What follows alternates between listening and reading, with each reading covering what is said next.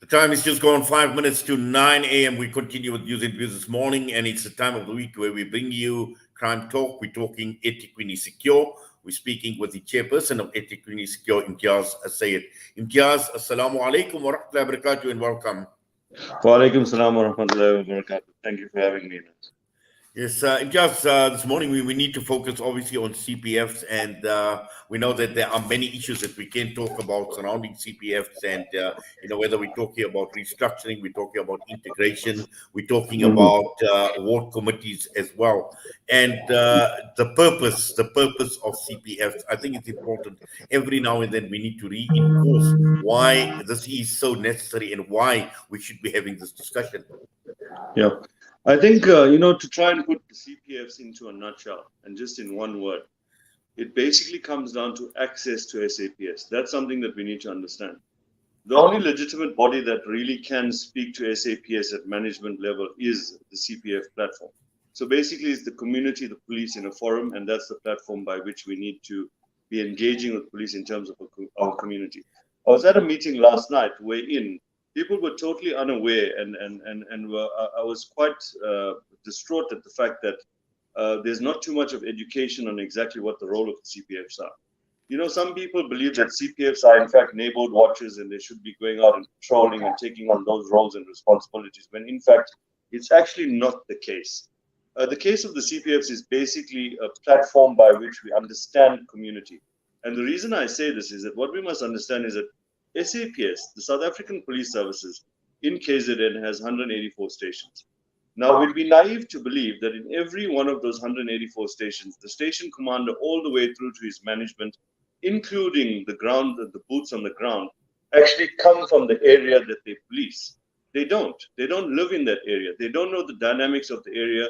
They don't know the types of crimes that are in the area, and they don't know exactly what is going on. And it's left up to the community to be the ones complaining, to say that this is the problem we have in these areas. Can you address them for us? And the only platform by which you can do that is the CPF. And that's the importance of the CPF. Everyone speaks to the CPFs being talk shops, and, it really doesn't do anything. But if you get it right, and if you can get that synergy going, and there's a clear understanding, it really gives great guidelines to SAPS as to what is affecting your community. And ultimately, they're there to provide a service to you as a community. So that's something that's very important, and we need to reiterate that it's more about you and the community and the police speaking to each other to understand what's your plight, what's your problems in terms of crime. And ultimately, it wouldn't happen today, it wouldn't happen tomorrow. But eventually along the way, as we build that understanding and that partnership, you tend to start eradicating issues from your community.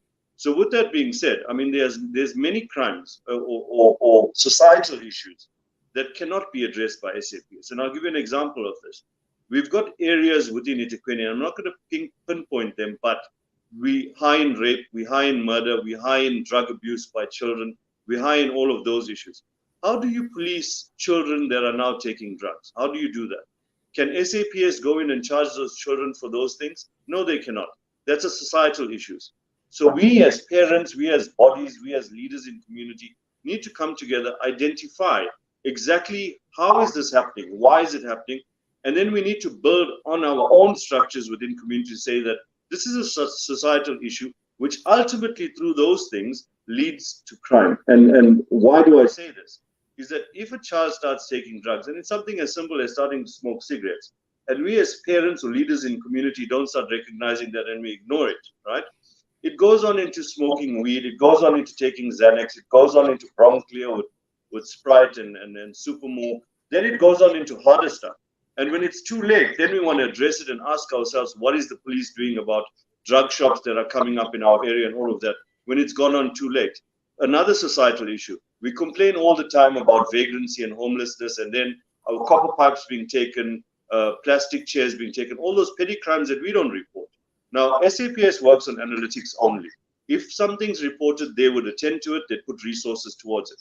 When we don't report these small things, we then want to ask, why is crime going up? When in fact, a simple solution to say that at the robot, if you don't open your window and give out that 5 rand to that beggar, they're not going to be in your area. You've created an environment by which they are attracted to your area, And therefore, through the creation of that environment, you now got petty theft, and you've got drug dens coming up in your area, and you want to ask, what is government doing? So these are the things that happens within the CPF, where there's a broader understanding of where is the problem, whose problem is it, and who is it that needs to resolve the issue at its core. So that's where we're coming from to say that this is where the CPFs are, if you know what I mean. Yes, and also I think the level of interaction I think is at on a different level between the CPF and SAPS, and I think this is something that we need to understand carefully, and in understanding the role and also the purpose of the CPF, because there have been many success stories because Yes. of the level of engagement that we are talking about, particularly when one looks at not only crime but generally looking at society in general, looking at the community, looking at specific issues like the needs of the community and challenges that communities are faced with. Yeah, no, absolutely. The thing is, when we have this great misconception that the CPF is supposed to be fighting with SAPS, no, it's absolutely incorrect. You cannot be fighting with your partner. It's never ever going to work that way. We got to have a common understanding, and our goals need to be driven by the same initiatives, the same focus, the same energy, and we need to be working together towards getting it done. So ultimately, that's where it comes down to say that don't be on the CPF to be arguing in police or asking for favors or doing all of those things. Sometimes you get members of the CPF sitting on there and they want to call the police station. And I get quite a few of these calls sometimes. People will call me up and say, Imtiaz, you know what, my son's been arrested, he got caught with drugs or whatever. And my question to the community is that, hold on, we have been elected into these positions to ensure that the police do their job, right? And on this instance, because it's you and because you know me, you want me to call the police and tell them, in this instance, don't do your job. How does it work? The law should always be there. So we shouldn't also use the CPFs as a favor to a friend, if you know what I mean. That's not the purpose. The purpose is to ensure a little bit of oversight. You don't have oversight over SAPS in terms of saying you can walk into the police station and ask anything you want. Let's be clear, it's a partnership. So with that, there needs to be that mutual respect. There's departments, there's civilian oversight committees and all of that that has that oversight role. But as community, your job is to emphasize on the things that affect your community and take it in a respectable manner to SAPS and say, these are the issues we have. What can we together collectively do about these things? That's the only thing. It's access to SAPS at management level.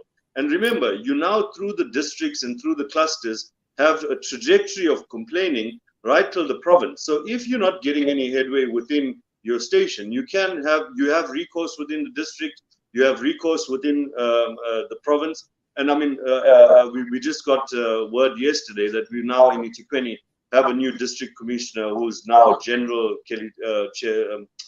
Keswa, who was the provincial head of Visport, as Brigadier Keswa. So she's been promoted as our new district commissioner. So we're hoping to have a good relationship and working relationship with her moving forward as well. Yes, and also I think what is important is to have the perfect fit, because when we're talking about ward committees, when we're talking about structure or restructuring or how CPFs are actually structured, one needs to have the perfect fit. One needs to have the right people that understand the dynamics that are playing out. And for me, that is absolutely critical if we want maximum value out of a structure like the CPF. Yes. Like for example, yesterday I was at a meeting and I was quite clear in how I handled the electoral part of it. We're in, some spaces, I mean, a few meetings that I've had complaints that we've sent up to district. There used to be an executive committee of the CPF. They ran it okay, it was fine. And then you get another grouping of individuals that come in and say, no, they're going to overthrow that CPF and come in with a whole new community. All that really does is it divides a community in its entirety. And that's not something that we're looking for. We are saying that if there are issues within community where there's division in understanding and people are not being cohesive, then we need to understand that leaders need to start learning to listen and not speak. Leaders must listen and not speak. Because when we come in as autocratic and not democratic as leaders, we then tend to divide our community, and we have these sorts of situations where you now have separation within communities and everyone wants to be represented. So ultimately, you get an overthrow of these bodies, and then it becomes dysfunctional. So that's something that we're not looking for. So I'm pleading to the community of KZN that you are going through your sub-forum elections. Please don't be divided. Be inclusive of everybody, whether you like the person or not. No, this is not about personalities. This is not about whether someone thinks they know much more than the other. All of that should be by the way. Invite everyone and be cohesive in this part, which is only there to assist you as community and nobody else. For that, and as always, for your time with us here on Salam Media, we wish you all the best, inshallah. Assalamu alaikum wa rahmatullahi wa barakatuh. Wa alaikum salam wa rahmatullahi wa barakatuh. Imtiaz Syed, Chairperson of eThekwini Secure, with us this morning, and that was a weekly edition of Crime Talk brought to you by eThekwini Secure. The time is just gone 6 minutes past 9. We're going to go for a break. A lot more from now, right until 10 a.m. on News and Views, right here on Salam Media.